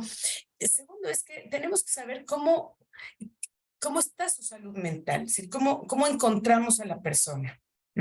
La salud mental es fundamental. Afortunadamente también ya se visibilizó la salud mental en los deportistas, bajo la circunstancia que sea, se ha visibilizado. Y en esta circunstancia tenemos que evaluar también cómo está su salud conductual su salud mental, para poder ayudarle a las personas, a los atletas, a que puedan transitar en este proceso si lo requieren desde el punto de vista biológico o en esta aceptación y en esta identidad, ¿no? Que puedan aceptar su identidad como lo natural. Es que yo le pondré, a ver, empecemos porque lo diferente es lo normal. Eso es lo normal. Todos somos diferentes y en la medida en que podemos aceptar incluso esta diferencia como parte de nuestra normalidad, bueno, vamos a ayudarle muchísimo más a nuestra población deportiva, ¿no? Que esto no sume un estrés o una presión adicional al atleta. Esto será fundamental, ¿no? Para que no trastoque su salud mental. Estas son las primeras cosas que tenemos que hacer, ¿no? Nosotros necesitamos cuidar la salud mental del atleta, necesitamos ver si el contexto del atleta también, la familia, el grupo social, la escuela, los compañeros, los entrenadores, los directivos también están, están también buscando esta aceptación y están trabajando también en la normalización de las diferencias de cualquier persona, ¿no? En ese sentido, cuando podemos lograr que el atleta se acepte, se aprecie, se identifique con el género que ha determinado, que su grupo social también es un grupo de apoyo, que el equipo deportivo, que los entrenadores que también aceptan estas diferencias, estamos por un buen camino. Desde luego esto va a tener un impacto desde el punto de vista psicológico, sí. ¿Por qué? Porque van a haber muchas críticas, porque van a haber muchos comentarios y el trabajo del acompañamiento constante para la persona, para que pueda mantenerse entera, para que pueda mantenerse saludable, para que esté... para que pueda afrontar este estrés minoritario. Ojo, este estrés minoritario es muy importante, ¿no? Y creo que Ricardo lo mencionó con toda puntualidad, ¿no? Esto pasa desde lugares muy individuales, ¿no? Desde aspectos muy individuales, ¿no? Poder afrontarlos, generar redes de apoyo, grupos que le pueden apoyar al atleta también para poder aceptar mejor estas situaciones, aceptar también que habrán personas que están de acuerdo y habrán personas que no entiendan y habrán personas que no estén de acuerdo, ¿no? Habrá un poco de todo.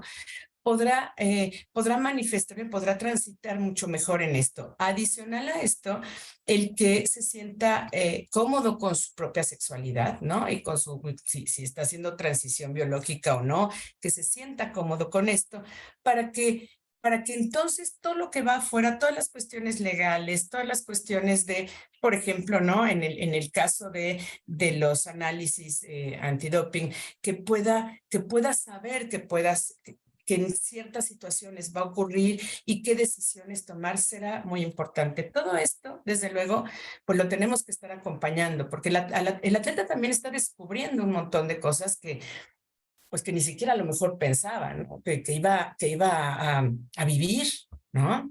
Y en esta parte nosotros creo que podemos incidir mucho también en el trabajo, nosotros desde el ámbito psicológico, en el grupo en donde está el atleta, en la misma persona, en el grupo en donde está el atleta, desde el punto de vista deportivo, en el trabajo familiar también, por supuesto, en la identificación de conductas de riesgo, que serán importantísimas, ¿no? Para poder detectar y para poder apoyar al atleta. Y bueno, en general, ¿no?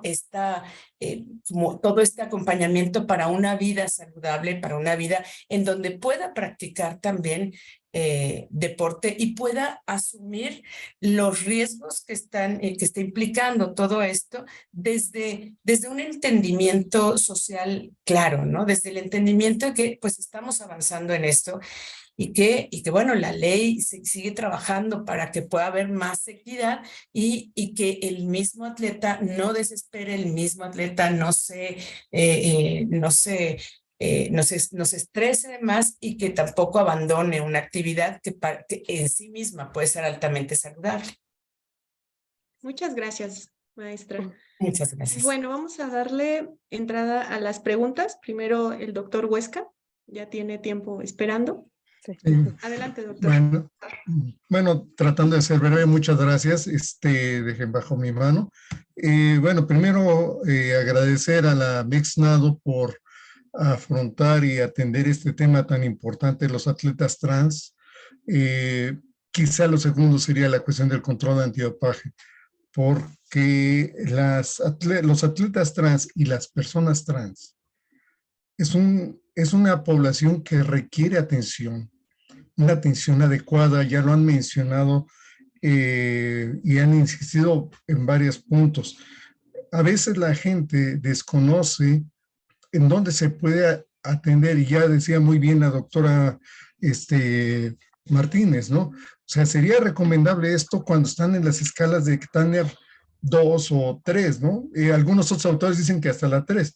Sin embargo, en los ejemplos que nos mostraba hace un momento la doctora Silvia, atletas después de la pubertad y a veces son atletas que están en etapa 3 o 4 de Tanner, entonces ya está definido.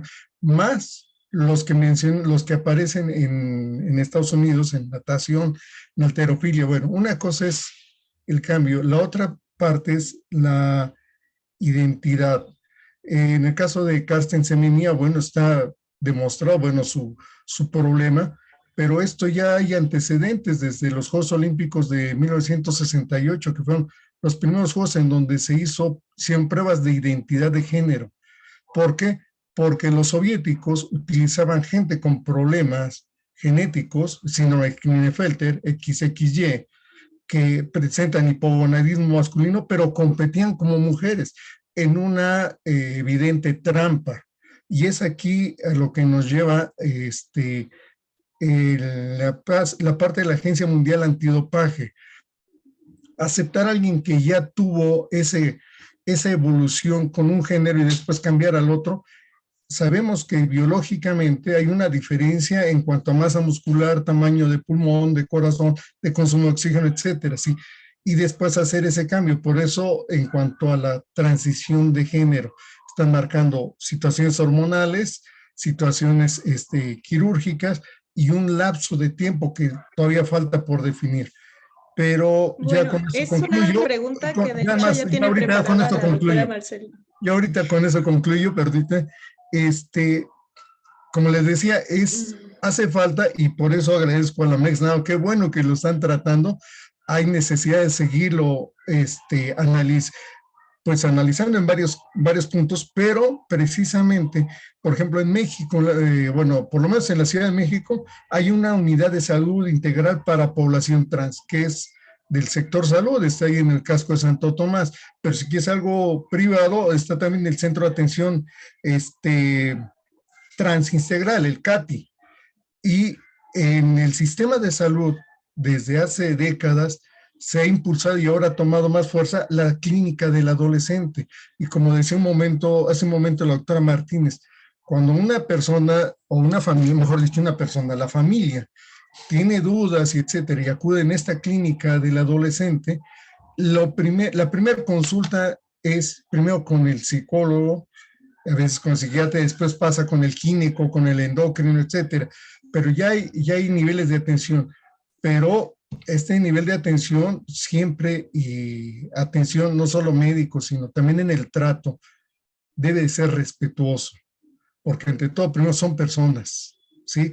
Y si a lo mejor habemos muchos hombres ahorita en el PAN de asistentes, bueno, primero nos interesa el ámbito, pero lo otro es de que hemos conocido y hemos tratado personas y queremos seguir informándonos más y es por eso que estamos presentes. Y muchas gracias a todos los panelistas. Gracias, doctor. Doctora Marcela, siguiendo con esto, ¿a qué edad se recomienda? Sabemos que hay muchas personas que se identifican con un género diferente al de nacimiento desde la niñez. ¿A qué edad se recomendaría iniciar esta transición? ¿O hay un manual o es individual? Adelante, doctora. Sí, bueno, les había dicho hace un momento que la transición no es unidireccional, no es una serie de pasos que digas cuando cumplas tal edad te va a tocar esto, cuando cumplas tal edad esto.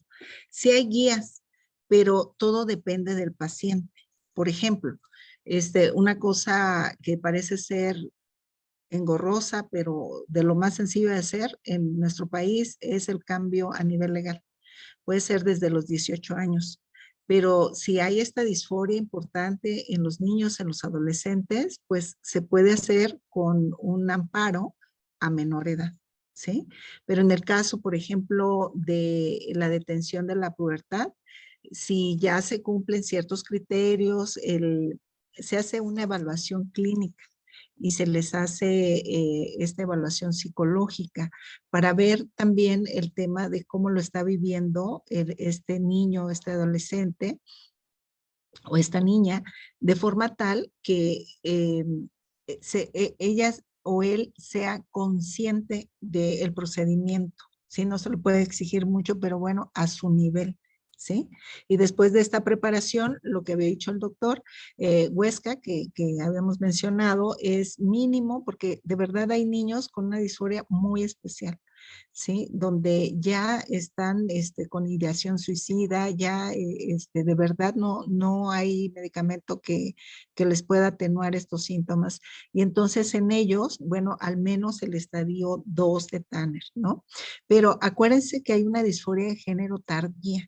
Ninguno de los que estamos aquí estamos exentos de la probabilidad de padecerla o padecerla porque de verdad es un sufrimiento cuando no se reconoce, ¿sí? O cuando el tema de iniciar el proceso, ¿no? Entonces, por eso hay gente que se tarda, hay gente que hasta que se jubila, ¿no? Hay muchas variaciones. De pronto pueden decir, bueno, vamos a hacer un tercer sexo, ¿no? Un tercer género para las competencias, pero si bien es cierto que hay estadísticas en una población de 1 en cada 9,000 y tantos y otros en 1 en cada 100,000 y tantos, la realidad es que de todos esos, los que van a hacer el proceso completo de transgénero es menos del 5%. Entonces es muy poquito, ¿sí? Entonces esto es como, bueno, vamos a hacer también Juegos Olímpicos a mi condición de Marcela Martínez, ¿no? Yo tengo un problema de una fractura de pie, entonces nada más, fue mal ejemplo, ¿verdad? Porque ya hay esa clasificación en el deporte adaptado. Pero lo que le quiero decir es que cada quien tenemos nuestras propias características y no podemos hacer unas olimpiadas nada más para la doctora Marcela Martínez, ¿no? Porque aparte, pues el tema es la competencia, el tema es la fiesta deportiva que esto hacemos estas personas pueden tener esta sensación. Yo digo que se los debemos a nivel histórico, ¿sí? Porque desde el comienzo de todo se sienten relegados en la escuela, a nivel laboral, a nivel social, a nivel de relaciones de pareja, etcétera. Entonces, se ha estado haciendo conciencia no solamente en el deporte, sino en otros ámbitos, ¿no? Lo que dijo la doctora Margarita es muy cierto, ¿no? Somos humanos antes que todos y todos tenemos un valor. Pero también estoy de acuerdo que en todos los ámbitos, no nada más en el ámbito trans, existe la gente tramposa, ¿no? Y para eso están las comisiones antidopaje, están las comisiones reguladoras. Por eso se va a analizar cada caso, cada situación. Y yo creo que tendría que hacer como un poquito más el tema de la ética, códigos de ética de conducta a nivel de federaciones, ¿no? ¿Por qué? Porque no crean que ya la resignación de género, la gente cambia de género y ya todo es felicidad. A ver, hay efectos secundarios de las hormonas, ¿sí? Entonces, algunos de ellos son permanentes, algunos de ellos son irreversibles, ¿sí? Que van desde la infertilidad. Bueno, ya alguien puede congelar sus óvulos, pero todos sabemos que eso no es una garantía de, entre otros, pero por ejemplo puede aumentar trastornos mentales, puede generar trastornos metabólicos, diabetes, en algunos casos problemas de trombosis, etcétera, ¿no? Entonces, sí sería alguien de verdad que tiene algún otro tema, el que se haga pasar por trans para cometer esa falta, ¿no? Habría que todavía, pues esto es nuevo, ir regulando, ¿no? Lo que no se puede poner es una edad, porque cada persona evoluciona diferente.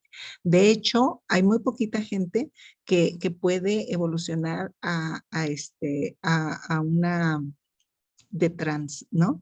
¿Qué significa? Bueno, me identifiqué con este género, ahora quiero ser del otro, pero es menos del 3%, más o menos 0.5%, ¿no? Entonces también es, mira, se cambió para competir y ahorita ya compitió, ya ganó, ya se volvió. Cuidado con eso, ¿no? Porque pues esto es la naturaleza de cada persona.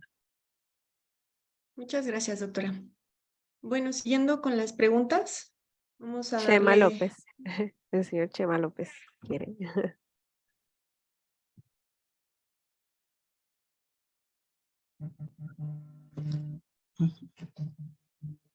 Tardes.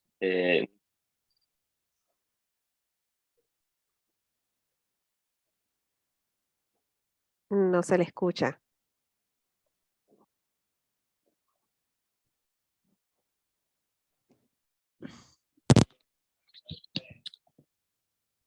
Estás muteado. No sé si ahora. Sí. Ahora sí. Cambio de audífonos.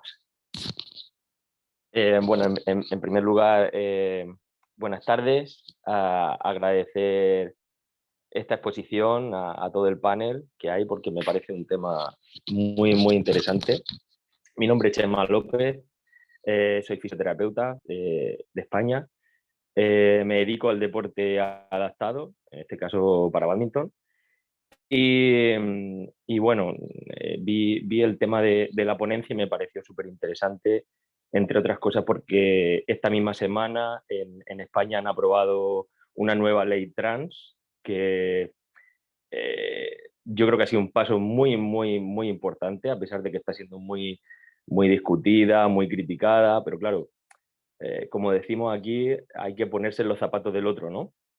Y yo que ya trabajo con el tema de discapacidad y como comentaba antes la doctora Marcela y la doctora Margarita, me parece que también han comentado, el tema de que no es como que adaptemos el deporte, sino que es participación en el deporte, o sea, no hay, se llama adaptado por las condiciones, pero tiene el mismo derecho a la competición y todo.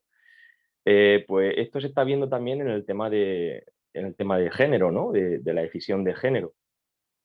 Entonces, claro, referente a esto, por ejemplo, en la nueva ley, aquí en España, una de las cosas que se ha aprobado, hay varios puntos, merece la pena verlas.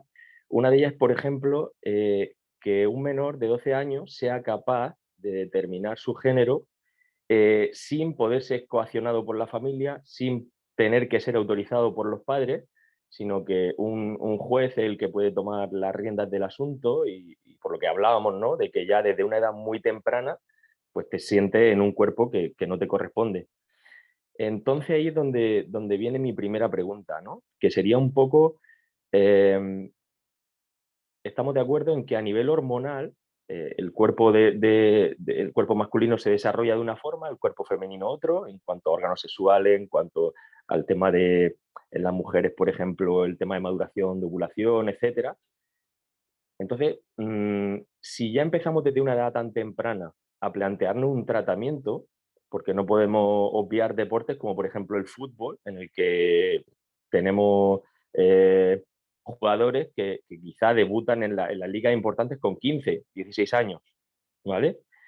Entonces, uno de las misiones del dopaje no solo es como la de evitar la trampa, ¿no? Muchas veces también, incluso en el deporte adaptado, lo que hacemos es proteger la salud del deportista, que muchas veces vamos en su contra. El deportista es capaz de ser consciente de que está dañándose su salud con lo que está haciendo y aún así el ansia de competir, el ansia de ganar, lo hace tomar ciertas sustancias que le perjudican, ¿no? Entonces, por eso nosotros, nuestra misión es proteger la salud, ¿no? Como en el caso del dopaje, proteger la salud. Lo primero. Entonces, en este caso, por ejemplo, en deportistas tan jóvenes que están empezando o que están en pleno desarrollo madurativo, sí que es verdad que las hormonas juegan un papel muy importante. Entonces, ¿hasta qué punto el dopaje o la parte ética del dopaje nos puede permitir iniciar un tratamiento para poder competir o no? ¿eh? Como hemos dicho aquí en esta mesa redonda, un poco todo esto es nuevo, ¿no? Es nuevo y entonces va a haber gente que se va a ver beneficiada y va a haber gente que se va a ver perjudicada por esto. Pero yo creo que desde la parte médica es muy importante proteger la salud. Nosotros tenemos deportistas discapacitados que, no sé, que no quieren jugar, a lo mejor son amputados de piernas, no quieren jugar con una prótesis, quieren jugar con una muleta. Pero resulta que eso va a perjudicar su hombro. Entonces no se le permite, la reglamentación no le permite jugar. Si quiere jugar tiene que ser bajo nuestras condiciones de protección del atleta, ¿vale? Entonces esto va un poco al caso, ¿no?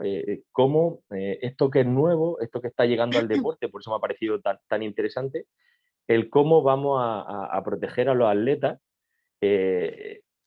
porque además es que van a estar mirados con lupa, ¿no? Todo el tema hormonal, el tema de la carga que tenga a nivel hormonal, etcétera. Entonces, está el doble juego, ¿no? El de, por un lado, protejo la salud y por otro lado, protejo eso. Esa era una pregunta. Y la otra pregunta también que no me ha quedado muy claro antes, la doctora Silvia ha comentado en el caso de Kim, creo, de la jugadora canadiense, que se desconocía la identidad sexual biológica. Entonces, no sé si es que lo he entendido mal, porque en ese caso, simplemente una prueba cromosómica nos va a decir cuál es su identidad biológica de nacimiento, ¿no? Esas eran las dos preguntas. Agradecer al panel, de verdad, y muy interesante el tema. Muchas gracias. De hecho, los retractores de que se les obligue a los menores a hacer la transición es precisamente esa, la exposición a hormonas en el periodo de la adolescencia es crucial en el desarrollo. Entonces, hay retractores, bueno, incluso la Federación, la FINA, la Federación Internacional de Natación, pues ya puso una edad, ¿no? Si es antes de los 12 años, sí puede competir. Pero los retractores dicen que no es saludable, que no se les debe permitir, que no se les debe exponer a este tipo de tratamientos a menores de edad. Sin embargo, pues como ya se ha visto en varias legislaciones, España es un parteaguas en este aspecto, pues se les va a permitir que por su decisión, a los 12 años, tomen la decisión de iniciar su transición al siguiente género. Y en cuanto a la pregunta de Kim, ella es un caso que nos enteramos porque ella nos quiso compartir, o ella nos quiso compartir que es un atleta transgénero. Sin embargo, así como ese caso, hay varios en el deporte. Ningún atleta está obligado a demostrar su sexo. Esto es por derechos humanos, ni siquiera por una prueba cromosómica, ni por exploración física. Nadie está obligado a demostrar que pertenece o no a un sexo determinado. Esto es por derechos humanos en los deportes. Antes sí se les obligaba, pero por derechos humanos ya no se puede tocar el tema. Incluso en las autorizaciones de uso terapéutico no se les solicita y no está obligado el deportista a demostrar su sexo cromosómico. Y bueno, en este caso no sé, me gustaría darle entrada a Ricardo, ya que tocaron un tema de legislación. Antes, para evitar la confusión, lo que estoy hablando de los 14 años es la detención de la pubertad, pero ya el uso como tal hormonal empieza a mínimo, una edad mínima de 16 años. Alguien que se le ha detenido la pubertad no necesariamente va a tener suplementación hormonal, ¿no? Entonces sí, ya son más grandes y ya para un tema de cirugía tiene que ser 18 años y al menos haber vivido un año en el género con el que se sintoniza, ¿no? Identifica. Se identifica o sintoniza, sí. Ay, muchas gracias, doctora. Y bueno, sí vamos a darle entrada ahora a Ricardo. ¿Qué opinas de la legislación de España, sobre todo porque sí les da entrada a las trans, pero también hay un tema que está muy controversial en esta legislación, que son los derechos de las deportistas que van a competir contra las deportistas transgénero? También está muy ardiente, sobre todo porque precisamente una futbolista estadounidense fue apedreada socialmente al solamente retuitear la opinión de que las mujeres transgénero no deberían competir con mujeres, y precisamente fue a España donde encontró abrigo para poder seguir jugando, porque socialmente fue muy criticada por manifestar esta situación. Entonces, estas dos cosas, ¿qué opinas de la legislación y crees que se está respetando los derechos de las mujeres en la participación deportiva? Muchas gracias, doctora. Bien, hablando de lo de la legislación, creo que aplaudo mucho que se estén tocando estos temas en diferentes gobiernos del mundo, que se hagan presentes, que se hagan visibles, porque de ahí parten muchas cosas. Como bien lo comentaba la doctora Martínez, el hecho de ya reconocer que una persona es una persona trans, sea hombre o sea mujer, o sea no binaria, porque el tema de la diversidad es muy compleja. Caso de Cáncer Semenya ya es una mujer intersexual. No es trans, no es una mujer cisgénero, no es un hombre cisgénero, es una mujer intersexual, que ese es otro rollo. pero eso no me voy a entrar. Sin embargo, es importantísimo que siempre se ponga sobre la mesa que pues al final de cuentas existimos, tengamos todos los documentos necesarios para tener los derechos de atención médica, educación, etcétera, y se respete de acuerdo al género en el que nos identificamos. Esto también conlleva a la práctica del deporte. El deporte es un derecho humano que todo mundo tenemos el derecho de practicarlo libremente. Pero ¿qué sucede cuando ya alguien de nosotros dentro de la comunidad trans se le ocurre llegar al alto rendimiento? Bueno, eso es muy raro, ustedes lo han visto, es muy difícil que veamos a personas, hombres, mujeres trans, llegar al alto rendimiento. ¿Por qué? Porque número uno, te expones. ¿A quién le gusta exponerse? Piénsenlo de una manera psicológica, ¿no? Caso de Lia Thomas, ¿no? Pero yo también estoy un poco, me gustaría saber, voy a meterme un poco en temas de estatutos o lo que ustedes gusten con la FINA, ¿bajo qué estudios se argumenta que a partir de tal edad van a aceptar a las personas trans? Hicieron estudios con diferentes somatotipos, hicieron estudios de diferentes deportes con personas que estaban haciendo su transición, midieron efectivamente si masa muscular, masa ósea, etcétera, para decir, no, a partir de los 12, eso me gustaría, no lo han podido comprobar los de la FINA, no nada más decirlo por decirlo, y ustedes que son los especialistas médicos y que trabajan en la salud, en el deporte, pues ustedes son los primeritos que les urge tener una directriz para poder decir cuál es el siguiente paso. Yo voy a hablar también como persona trans. A nosotros pónganos las reglas en la mesa y vamos a entrar. Porque si yo como persona trans se me ocurre meterme ahorita tipo Lia Thomas, yo no sé si a Lia Thomas le hicieron un control de dopaje a menos de un año de su transición. Ella todavía va a tener su nivel de testosterona altísimo, ¿sí? ¿Qué pasa si Lia Thomas va a la FINA, hace su selección para ir a París? Pues el mismo control de dopaje a lo mejor le va a decir no vas. ¿Por qué? Porque estás dopada, ¿no? Estás muy alta en testosterona y simplemente no es una cuestión contra ella, es contra quien esté arriba de los lineamientos que tiene en este caso la WADA, ¿no? Quien plantea cuáles son los niveles de las sustancias prohibidas y toda la lista de sustancias prohibidas. Ahora es bien importante que si ya tenemos la regla sobre la mesa, pues a todas aquellas personas trans que estamos transicionando tarde ahorita, que apenas nos estamos dando a conocer y sobre todo ahorita las nuevas generaciones, pues que sepan que pueden tener esta posibilidad, pero siempre y cuando ya tengan ese tiempo en donde ya hubo un reemplazo de testosterona con estrógenos y todo eso, ¿no? Ese es número uno. ¿Por qué? Porque también hay que buscar, como bien dicen, hay que buscar la igualdad, hay que estar en la igualdad de circunstancias. A lo mejor esta persona va a estar más alta, lo que ustedes gusten, pero al menos en temas de, pues está limpio, salió limpia de su país, ¿no? Y tiene todos los derechos. Entonces también le van a decir a Michael Phelps que no puede competir porque está más largo de brazos y entonces es un fenómeno y por eso entonces ya no puede porque no es igual que todos los nadadores. O sea, es complicado, es complicado, pero sí necesitamos directrices. ¿Por qué las federaciones tienen que regular? Yo creo que en lo técnico todo el mundo sabemos las reglas del asunto. Las federaciones no tienen la capacidad médica para decir si es o no accesible o esto. Yo creo que debería ser un ente internacional que realmente haga un estudio a profundidad y es un estudio que lleva tiempo, no es un estudio de la noche a la mañana y ustedes lo saben perfecto. ¿Para qué? Para que efectivamente se compruebe. Y a lo mejor, no lo sé, va a ser quizá la introducción de diferentes personas a diferentes deportes en donde no tiene que ver que seas trans. Yo, por ejemplo, veo equitación. ¿Qué le quita? Que una persona, una mujer, un hombre trans compita en Juegos Olímpicos, no tiene nada que ver, ¿no? ¿Qué pasa con los de tiro con arco?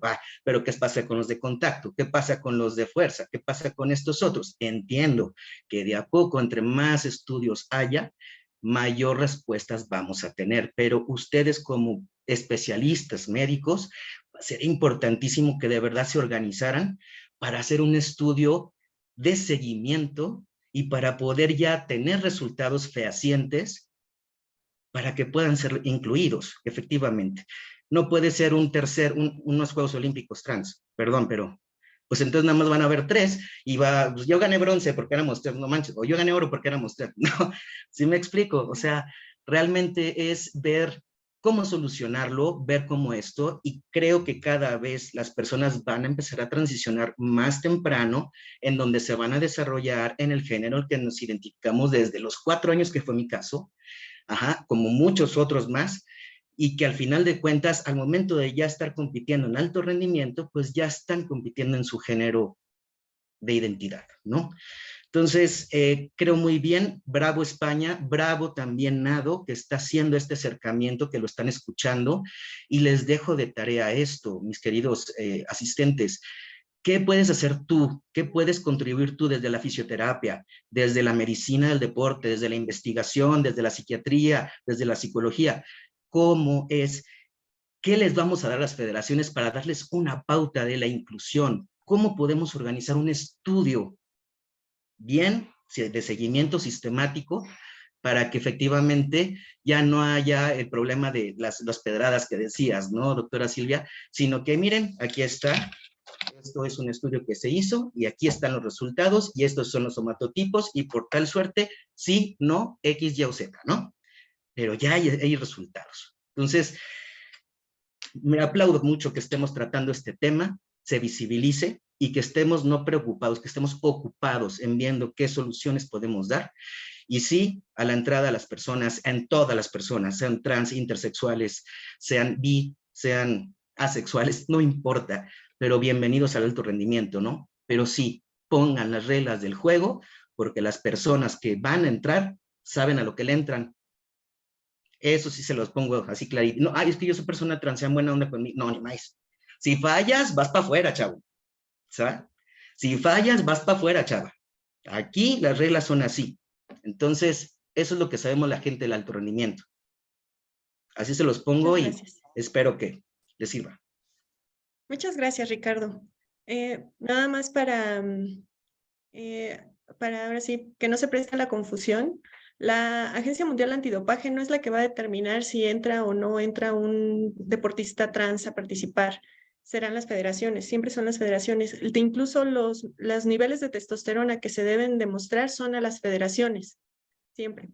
Cuando hacen un control antidopaje a una mujer y tiene niveles altos de testosterona, no se le avisa, se le estudia, se identifica si la sustancia, si la testosterona, nivel de testosterona es endógeno o exógeno, ¿no? Entonces, pero no se le va a avisar a nadie que tiene niveles altos de testosterona a menos que se demuestre que es exógeno, ¿no? Entonces, los niveles de testosterona los tienen que demostrar a sus federaciones. Y una vez que piden una autorización de uso terapéutico, como es el caso de México, nosotros sí les pedimos estudios de niveles de testosterona una vez que les damos una autorización 2 veces al año o a veces llegamos a hacerles controles sorpresa. Pero eso lo saben los atletas. Dime, Ricardo. Sí, nada más para cerrar también, una persona trans que comienza su transición ya hormonal, nunca lo hace solo, nunca se automedica, siempre va acompañado de un endocrinólogo, psicólogo, sexólogo, etcétera, de un grupo multidisciplinario que continuamente está monitoreado y no todas las personas podemos ser candidatos, candidatas para poder hacer una transición hormonal. Ojo, eso también se los comparto porque algunos tendrán algún problema, una cardiopatía o algún problema de hígado y que esto al final de cuentas puede repercutir en su salud. Entonces, tienen que hacerse previamente esto ya cuando empieza el reemplazo hormonal es porque efectivamente ya pasaste todas esas pruebas en donde tú vas a poder estar dosificado por los especialistas. Entonces, nada más quería agregar esto. Gracias. Me gustaría así darle entrada a Renata, porque tiene mucho esperando para su pregunta. Discúlpanos, Renata. Y es que la vi muy interesada en la plática. Yo estaba muy feliz escuchando las otras dudas. De hecho, esta pregunta la quise hacer con micrófono y no escrita porque no quería que sonara como algo agresivo, de verdad. Pero todos aquí sabemos que las pruebas y análisis que se necesitan para determinar lo que hemos estado comentando acerca de si una persona trans tendría o no ventaja, lo que decía Ricardo de que cambia cada deporte y todo, son cosas muy caras. Y la población trans, yo no sé el porcentaje de personas trans que hay en el mundo, sé que es bajo, pero no sé qué tanto. En el alto rendimiento, como decían, si de por sí atletas de alto rendimiento son pocos, atletas trans de alto rendimiento todavía menos. Entonces, ¿por qué? Y esta es pregunta para todos los expertos que nos están, que están siendo los ponentes, ¿por qué este tema sería el prioritario a tratar dentro de tantas cosas que faltan en el deporte?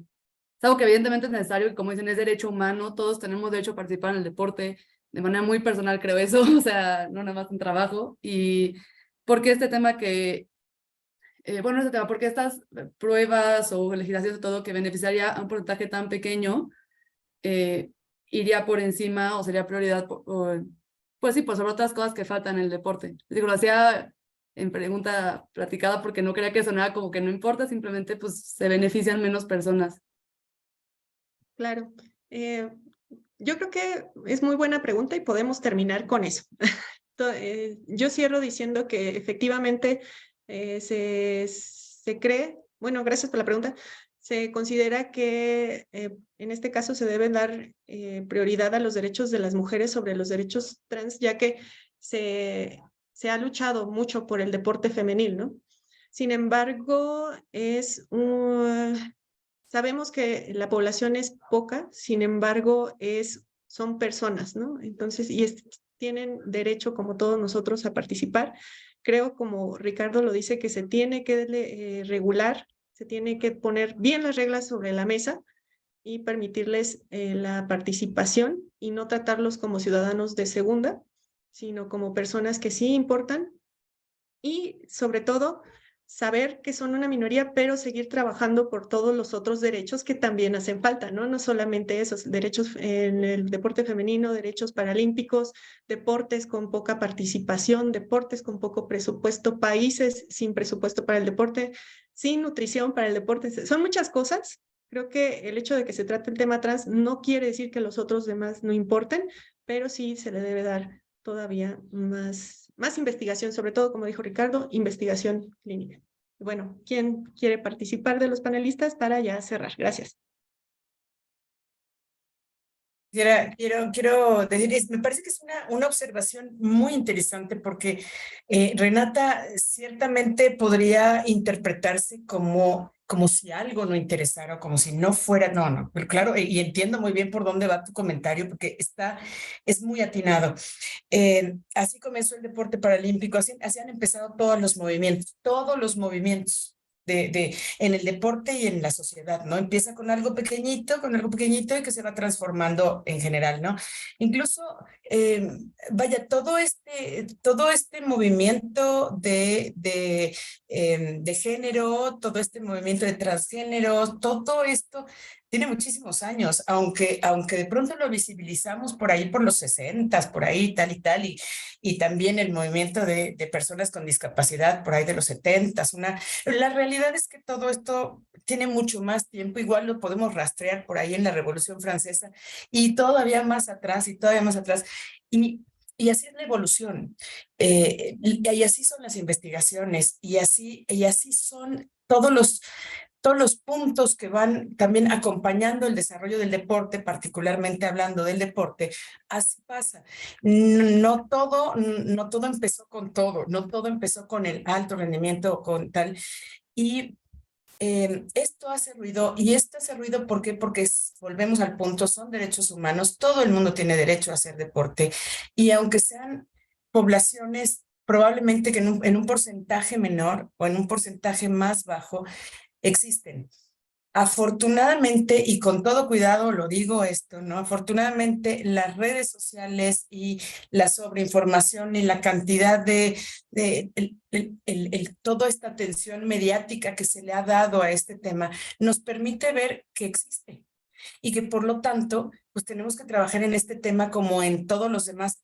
Me parece que también hoy le ponemos atención a este tema, pero hay un montón de foros al mismo tiempo hablando de otros temas tan importantes como este. Este es uno de los tantos temas que debemos trabajar y que se habla mucho y se ha hablado hace muchísimos, tengo muchos años también en el deporte y y que se ha hablado desde hace mucho y que se critica y que se habla bajito y que se dice y que se tal. Y hoy se está haciendo mucha más investigación. Así se empieza. Y así tenemos que empezar, pues, picando piedritas, a lo mejor porque la población es menor, pero después la población se va a convertir en mayor. Y si no lo empezamos ahora, no estaremos perdiendo muchísimo tiempo y muchísima de la experiencia que tenemos que sin duda Ricardo, ¿no? Que la doctora Silvia también tiene, que todos tenemos, y que bueno, que hay que ponerla al servicio del deporte, ¿no? Yo pienso definitivamente que en el deporte hay que entrarle por todas las perspectivas y sí creo que esta es una gran perspectiva para poder trabajarla. Muchas gracias. Muchas gracias, doctora. Adelante, doctora. Sí, Renata, te perdiste el TDA. La verdad es que la doctora Silvia es muy activa y sabe lo que hace y nos ha, bueno, al menos a mí me ha invitado a otro tipo de conferencias y abordamos otros temas, pero está muy bien tu observación. Fíjense que pues nos queda la tarea. Sí, yo estaba pensando pues el tema de ahora que he trabajado en los últimos años con el deporte adaptado, yo estoy fascinada trabajando con el deporte adaptado, ahorita estoy con el grupo o el equipo de para taekwondo, que yo también coincido con un participante, donde está Chema, que él dice, pues para mí no es para deporte, para mí es deporte, ¿no? Y yo tampoco les digo para atletas, digo, pues si son atletas, ¿no? ¿Por qué? Porque de verdad son de alto rendimiento. Sí sería importante considerar, pues no solamente el test hormonal, sino ya esto es a nivel ya más técnico, más de medicina del deporte, y yo creo que a esta área le corresponde el tema de la clasificación, pero morfofuncional, ¿no? Como tal y como se hace con el deporte adaptado, y entonces tendríamos a un Michael Phelps pues compitiendo con gente de tal estatura para arriba, ¿no? Se está haciendo ya, a ver Ricardo, dime, corrígeme, creo que en cadetes de taekwondo ya se está haciendo la clasificación por estatura, ¿no? Porque pues sí se ve que hay una ventaja sobre la gente más alta que los demás. Entonces, no es el rollo hormonal. Hemos estado equivocados todo este tiempo. Es por otro lado la clasificación. Gracias. Y bueno, para cerrar con broche de oro, pues ya la opinión que se merece nuestro atleta. Orgullo mexicano. Gracias. Mira, por ahí Pablo estaba levantando la mano, mi querida Silvia, un gran amigo. Que no sé si por cuestión de tiempo. ¿Cómo ves, Paula? Bueno, pero tú da tu opinión primero y ya vemos si nos alcanza para Pablo. Perfecto. No, pues yo encantado, agradecido. El hecho de pronto de poderles compartir vivencias, sentires, les hace quizás ver en otra perspectiva muchas otras cosas, sensibilizarse quizá también, conocerlo directamente, vuelvo a repetir, de manera más directa. Hay mucho trabajo que hacer, mucho trabajo, y pues aquí estamos guerreros y guerreras, ¿no? Para poder solucionar, no para poner más trabas. Y pues celebro que se haga este tipo de paneles, que no nada más sea local, sino que se difunda por toda lo que es América Latina, en este caso nuestro bloque como latinos, pues también ya trabajar en el asunto y pues estar a la vanguardia del mundo, pues vamos a ver qué podemos aportar y pues al final de cuentas que sea para bien del deporte al nivel mundial. Es lo único que pido y pues lo que necesiten también aquí me encuentran en el Instagram como Ricky del Real Oli y cualquier cosa pues estoy a sus órdenes. Gracias por la invitación. Vamos a permitirle a Pablo Rossetti, con mucho gusto, que pueda realizar. Creo que ya es el último que ha colocado mano arriba y no hay más preguntas en el chat. Muchas gracias por organizar este tipo de webinars, acercarlo a los atletas y a la comunidad deportiva. Justo alcé la mano por la pregunta de Renata, ¿no? Y poniendo como ejemplo, y que ya lo comentaba la doctora Margarita Cerviño, en los años 60, 70 se hicieron la misma pregunta para el transporte en Nueva York y el metro. ¿por qué vamos a invertir millones de dólares para hacer accesible el transporte público si solamente viven unos cuantos miles de personas con alguna discapacidad en Nueva York? ¿No? Es la misma, quizá el mismo enfoque, sin embargo, de hecho aquí también está un libro y no es comercial ni nada, pero recomendaría que lo leyeran. Se llama Being Human, que lo escribió Judith Human, se llama, y que ha sido la activista probablemente más reconocida en cuanto a los derechos de personas con alguna discapacidad. Ahora bien, ¿no? Estoy todo de acuerdo con lo que ha comentado la doctora Margarita y la doctora Marcela. Sin embargo, lo que quería añadir es por qué la natación sacó, digamos, sus reglas. ¿Por qué el rugby sacó sus reglas respecto a este tema? Porque sienten que su deporte puede estar en riesgo, ¿no?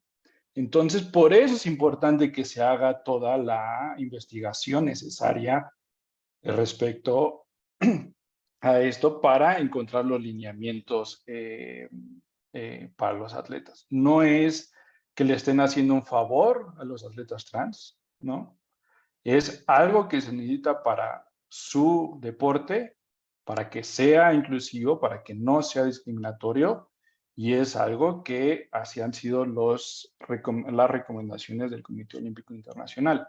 Entonces, no es como solamente el lado de derechos humanos, sino más bien el lado de el deporte inclusivo y todo lo que debemos de respetar, ¿no? Entonces, quería hacer esa puntualización también porque Renata colabora conmigo, ¿no? Entonces, quiero que se quede como esa visión también. Muchas gracias. ¿Vale? Mil gracias. Bueno, pues yo creo que podemos dar por finalizado nuestro encuentro, mesa redonda, discusión.